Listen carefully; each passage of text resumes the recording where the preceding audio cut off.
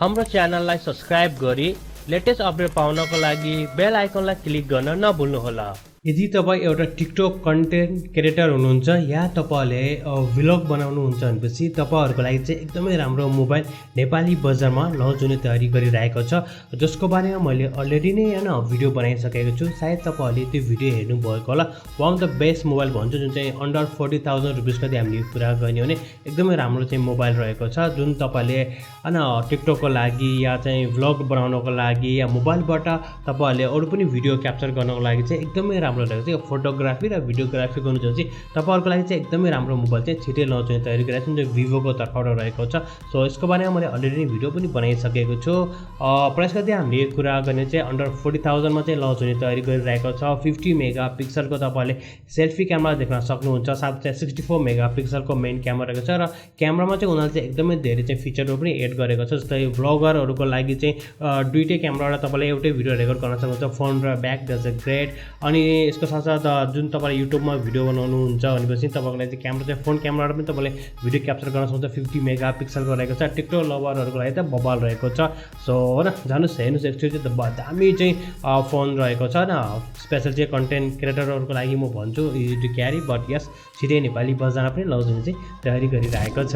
यसैगरी अर्को अपडेट रहेको छ सामसङको तर्फबाट। सामसङले आफ्नो एउटा ट्याबलाई नेपाली बजारमा छिटै लन्च गर्ने चाहिँ तयारी गरिरहेको छ। हुन त उनीहरुको अरु केही मोबाइल पनि आउने तयारी गरेको छ, बट यहाँ सामसङले आफ्नो ट्याबलाई पहिला नेपाली बजारमा लन्च गर्नेछ, जुन चाहिँ सामसङ ग्यालेक्सी ट्याब A8 रहेको छ, जसमा तपाईले चाहिँ LTE को सपोर्ट देख्न सक्नुहुन्छ। र अलमोस्ट यो स्टार्टिङ भेरिएन्ट चाहिँ हामीले कुरा गर्ने चाहिँ 32,000 रुपैयाँमा चाहिँ नेपाली बजारमा चाहिँ लन्च हुने तयारी गरिरहेको छ। होपफुली सायद नेक्स्ट वीक तपाईले यसको अपडेट पाउनुहुनेछ। त्यसैगरी अर्को अपडेट रहेको छ Xiaomi को तर्फबाट। Xiaomi का केही मोबाइलहरु आउने तयारी गरिरहेको छ। Wait for it. हैन दुई तीनवटा मोबाइल लन्च गर्ने उनीहरुले तयारी गरिरहेको छ। यसको साथसाथै एउटा खुसीको कुरा के आएको छ भने चाहिँ Redmi को नोटबुक चाहिँ हैन नेपाली बजारमा पनि लन्च हुने चाहिँ तयारी गरिरहेको छ। भिडियो नै एक्ज्याक्टली कुन चाहिँ नोटबुकहरु लिएर आउँछ, बट यस जहाँसम्म चाहिँ रिपोर्ट हेर्दाखेरि र हाम्रो सोर्सको यदि हामीले चाहिँ डिटेल्सहरु हेर्ने हो भने चाहिँ very soon we will have Redmi को नोटबुकहरु पनि नेपाली बजारमा आउँछ। द्याट्स ग्रेट के मेन त हुन्छ प्राइसिङ के कति आउँछ।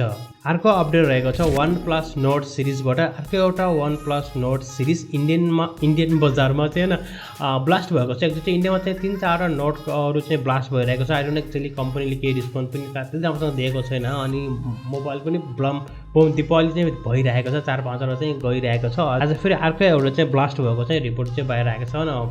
पड्केछ मोबाइल खै के हो कस्तो आई डोन्ट नो। OnePlus कै कुरा आएको छ कि OnePlus ले आफ्नो OnePlus 10 लाई पनि अलरेडी नै लन्च गरिसकेको छ। मोबाइल पावरफुल मोबाइल म भन्न चाहन्छु न। यिनीहरुको चाहिँ डिजाइन लुक्स तपाईलाई थाहा नै छ, पछाडिपट्टि ठुल्ठुलो चाहिँ तीनवटा क्यामेरा रहेको छ। सो तपाईलाई थाहा नै छ पञ्च डिस्प्ले छ। पहिले चाहिँ सबै कुरा बाहिर आएको थियो। यसमा पनि हामीले चाहिँ स्न्यापड्र्यागन 8 को फर्स्ट जेनेरेसनको प्रोसेसरलाई देख्न सक्छौं। तीनवटा भेरिएन्टमा चाहिँ अवेलेबल रहेको छ र डिस्प्ले पनि यिनीहरुको चाहिँ एकदमै राम्रो रहेको छ। हामीले QHD को चाहिँ रेजोल्युसन देख्न सक्छौं भनेपछि 2K चाहिँ यसको रेजोल्युसन रहेको छ। साथमा हामीले यसमा चाहिँ LTPO 2.0 को सपोर्ट देख्न सक्नुहुन्छ। डिस्प्ले चाहिँ एकदमै वान अफ द बेस्ट रहेको छ। यसको साथसाथ क्यामेरा डिपार्टमेन्ट पनि भब्बाल छ। अब हेजल ब्रेडलेट युज गरेको छ न। लास्ट टाइमको त मजा आएन। आई होप दैट यो टाइमको चाहिँ राम्रो हुन्छ, जुन चाहिँ 48+50+8 मेगापिक्सलको क्यामेरा रहेको चाहिँ 32 मेगापिक्सलको सेल्फी क्यामेरा रहेको छ। यदि हामीले यिनीहरुको प्राइसको कुरा गर्ने चाहिँ नेपालमा जुन स्टार्टिङ भेरिएन्ट आउँछ 8GB र 128GB स्टोरेज वालाको प्राइस चाहिँ सायद नेपाली बजार 1,10,000 रुपैयाँसम्म चाहिँ पर्छ जस्तो हामीलाई लागिरहेको छ। मतलब कि या 1 लाख भन्दा माथि नै पर्छ होला, बट वी डोन्ट नो कहिले उनीहरूले लन्च गर्छ र कतिको प्राइस दिन्छ। बट जहाँसम्म हामीलाई लाग्छ अन्डर 1 लाख रुपैयाँमा चाहिँ यो मोबाइल चाहिँ नेपाली बजारमा चाहिँ लन्च हुन्छ। 5000 mAh को यसको ब्याट्री ब्याकअप रहेको छ। 80 वाटको चाहिँ चार्जिङ एडेप्टर पनि रहेको छ। सायद हामीले हैन यो महिना नेपालमा नभए फेब्रुअरी महिनाभित्र चाहिँ 2-3 वटा मोबाइल चाहिँ रिब्रान्ड मोबाइललाई देख्न सक्छौं। रिब्रान्ड भनेपछि तपाईले बुझ्नुभयो होला नि, Xiaomi को रिब्रान्ड गरेको मोबाइल, Poco को रिब्रान्ड गरेको मोबाइल, Redmi र के हो यो 4-5 वटा देख्न सक्नु नि हुनेछ। यसको साथसाथ चाहिँ अहिले चाहिँ नयाँ एउटा रिपोर्ट आएको छ। ग्लोबली रूपमा चाहिँ Poco X4 चाहिँ लन्च हुने तयारी गरिरहेको छ। र यदि तपाईहरुले चाहिँ यसको कन्फिगरेसनलाई चाहिँ ध्यान दिनुभयो, जुन चाइनामा लन्च भएको थियो Redmi Note 11 प्रो यो चाहिँ अब ग्लोबली भेरियसमा चाहिँ पोको X4 को नामबाट लन्च हुन्छ र यसमा चाहिँ NFC को सपोर्ट पनि हुन्छ भन्ने कुरा पनि आएको छ। So you will gonna have a new mobile हैन। अब चाहिँ डिफ्रेन्ट मोबाइल डिफ्रेन्ट ठाउँमा डिफ्रेन्ट नामबाट पनि मोबाइलहरु चाहिँ आउने भयो र नेपालमा त दुई तिनवटै भेरियन्सका मोबाइलहरु आउँछ र आई नो द्याट कि तपाईले सबै भेरियन्सहरुलाई नेपालमा देख्नु हुनेछ। फाइनली रियलमीले पनि आफ्नो चाहिँ रियलमी 9 सिरिजको 9i लाई चाहिँ अलरेडी नै लन्च गरिसकेको छ। तपाईलाई थाहा नै छ हामीले टेक्निकमा पनि पहिले अपडेट दिएका थियौं। सो अहिले चाहिँ फाइनली उनीहरूले लन्च गरिसकेको छ भियतनाममा है। अब भियतनाममा लन्च भइसकेपछि अब नेपाली बजारको त 4-5 महिना लाग्छ होला, एन्ड अफ दिस इयर भन्ने हुन्छ, किनभने चाहिँ रियलमीको मोबाइलले चाहिँ नेपालमा एकदमै कम मात्रामा चाहिँ लन्च हुन्छ। यस या एकदमै ढिलो उनीहरूले लन्च गर्छ। सो डिजाइन लुक्स पनि यसको पनि राम्रै रहेको छ। स्न्यापड्रागन 680 को प्रोसेसर रहेको छ, 50 मेगापिक्सलको मेन क्यामेरा, 6GB को र्याम, 128GB को स्टोरेज रहेको छ। सायद चाहिँ नेपाली बजारमा यो मोबाइल लन्च भयो भने चाहिँ 35,000 रुपियाँ चाहिँ पर्ने चाहिँ सम्भावना रहेको छ।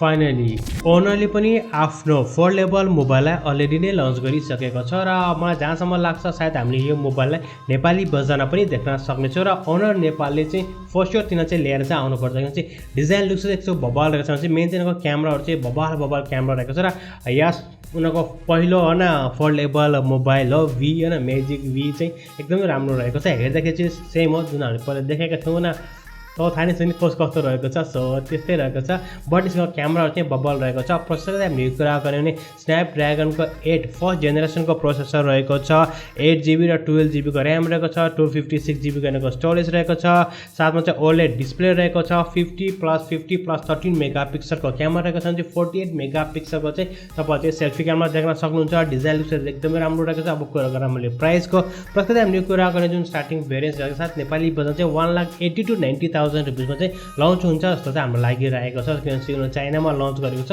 त्यही प्राइसलाई हामीले कन्भर्ट गरेर हेर्दाखेरि र यताउता गर्दाखेरि चाहिँ 1,95,000 सम्म चाहिँ हान्नुपर्छ। बट यो हाफ चाहिँ 1,80,000 मा पनि त नेपाली बजार चाहिँ आउन सक्छ नि त, फर्स्ट हो। अनि चाहिँ बल्ल ओनरले पनि आफ्नो बिजनेसलाई चाहिँ समातिरहेको छ वावेदेखि टाढा भइसकेपछि।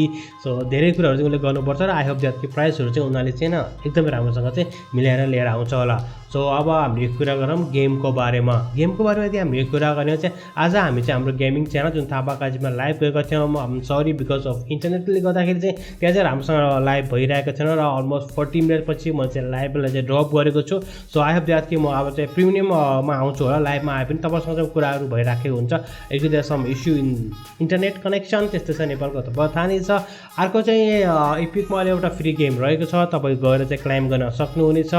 यस्तै तपाईँहरू चाहिँ गेमहरू चाहिएको छ भने चाहिँ होइन हाम्रो च्यानलमा तपाईँलाई सब्सक्राइब गर्नुहोस्। हामीले यस्तै कुराहरू चाहिँ अपडेट गर्छौँ, फ्री सफ्टवेयर, फ्री गेम र नेपालमा पाइने होइन डिभाइसहरूको प्राइसहरू चाहिँ नयाँ न्युजहरू चाहिँ सबैभन्दा पहिला तपाईँलाई चाहिँ लिएर आउँछ। हामीले कुन मोबाइल लन्च भयो यसको प्राइस चाहिँ नेपाली बजारमा चाहिँ के कति होला जस्तो होइन कुराहरू हुन्छ। यो कुराहरू चाहिँ हामीले स्पेसली हामीले लिक्स रुमरहरू पनि तपाईँहरूलाई चाहिँ लिएर आएका हुन्छौँ। So please don't forget to like share र सब्सक्राइब गर्न चाहिँ नभुल्नु होला। कुनै पनि कुरो तपाईँलाई चाहिँ हाम्रो मनको कुराहरू चाहिँ हाम्रो कमेन्ट सेक्सनमा पनि कमेन्ट गर्न चाहिँ नभुल्नु होला।